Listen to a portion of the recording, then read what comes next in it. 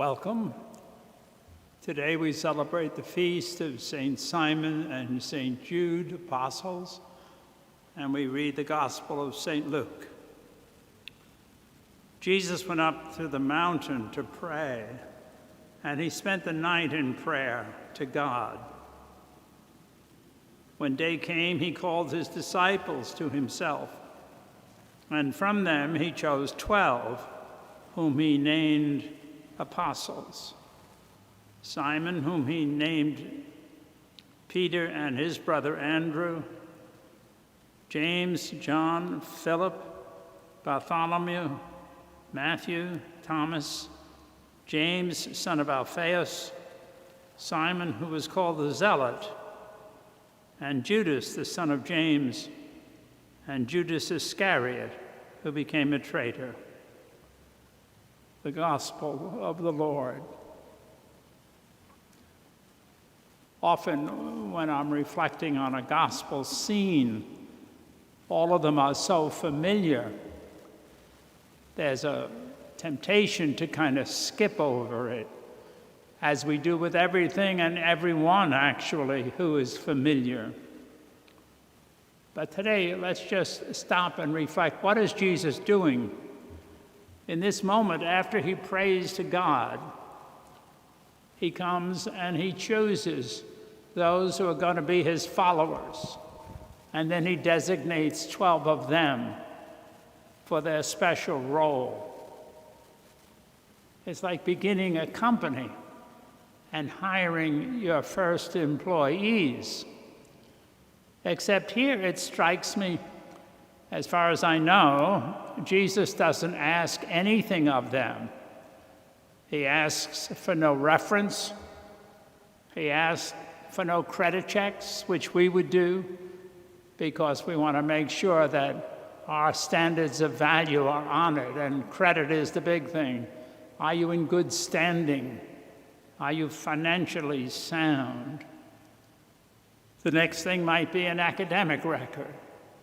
I'd like to know what you're prepared to do, what talents you might have. Jesus does none of that. He simply calls them by name: Peter, Andrew, James, John, and so on down the list. He knows them by name, and he calls them. They were simply human beings with limitations, sinful. Sounds like somebody I know. And yet, knowing their limitations and knowing their sinfulness, he asks them to do extraordinary things. But as we go through the gospel, what little we do hear about them is about their limitedness. They were slow to catch on. They would hear Jesus time and time again preach, perform miracles, and more than once we'd hear Jesus say, do you still not understand? How many times do I have to tell you? That echoes in my mind of my parents or my teachers. When are you going to learn? How often do you have to be told? And my response, I didn't hear you, or I thought you meant this. Are you going to learn, or are you still going to continue to make the same mistakes? So all of a sudden, these men about whom I know nothing and who live in a foreign moment in time become very familiar. We find the next encounter with them at the Last Supper, where they're given the gift of Eucharist, which we would have considered extraordinary, and it was. But I wonder what they really understood.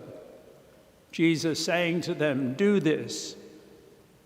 Carry my body, my blood, my heart, my divinity, my humanity within your heart. Carry it out to the people. And do this often, because you'll forget. Do it in memory of me. And so he enjoins us to pray like he did, going off to his Father and Our Father. And all of a sudden, almost right after that, Jesus is arrested.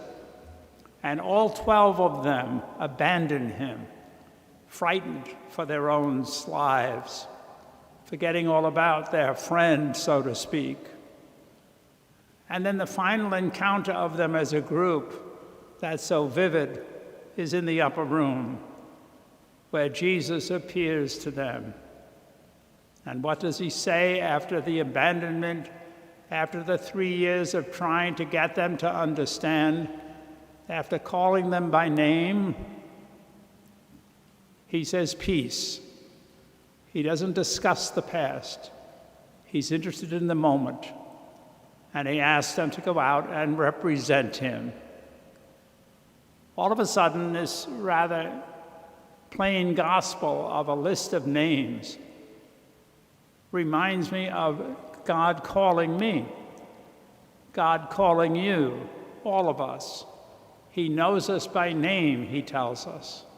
He holds us in the palm of his hand, and through baptism, he asks us to be the same as the apostles, to go out and to witness to his presence in our hearts. Jesus, knowing us by name as he did the apostles, knows our sinfulness, knows our limitations, knows our human foibles, how we'll never learn, it seems, how I keep making the same mistakes. But then I find myself doing what I presume the apostles did too in that upper room when Jesus appeared to them.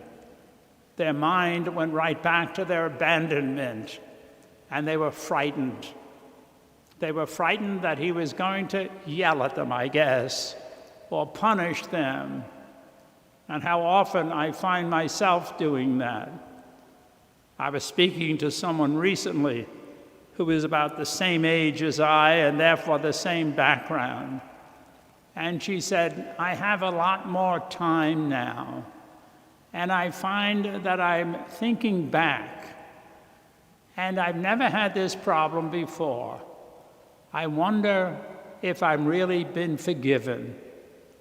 And there's that moment of hesitation, that moment of doubt that seems like it's in God, that I don't have the confidence I should, but it's in me. I can't grasp why he would call me. I'm still trying to earn. I'm still trying to become worthy. And Jesus says, but I know you from the moment of your conception. I've loved you always. I'm not worried about the past. I'm worried about now. I've forgiven you. As a matter of fact, I hold you in the palm of my hand as a human being who is sinful, who is limited, and I love you in that. That's what the cross is. Trust me. That's what God asks. Trust me. Don't trust yourself. You don't have to earn anything. My love is gift. Celebrate it and share it with others. I hope your day is safe, that you continue to pray for one another, and thank you for joining us today.